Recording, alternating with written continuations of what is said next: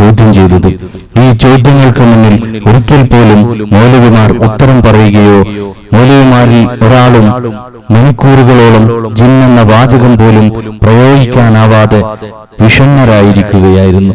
സ്തബ്ധരായ ഈ വിഭാഗം മണിക്കൂറുകൾക്ക് ശേഷം 2 പ്രാവശ്യം മാത്രമാണ് സംവാദത്തിനിടെ ജിന്നെന്ന പദം പ്രയോഗിച്ചത്. വാദപ്രതിവാദ വ്യവസ്ഥ അങ്ങനെ ഒന്നാന്തരം ഒരു വാദപ്രതിവാദമായി മാറി.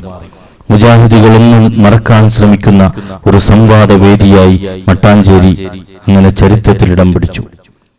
മുഹമ്മദ് രാമന്തളി, മുഹമ്മദ് റഫീഖ് ഹസനി ചാളാരി, നൗഷാദ് ഹസനി ഒതുക്കുങ്ങൽ, അബ്ദുൽ ഖാദർ ഹസനി ചാപ്പനങ്ങാടി,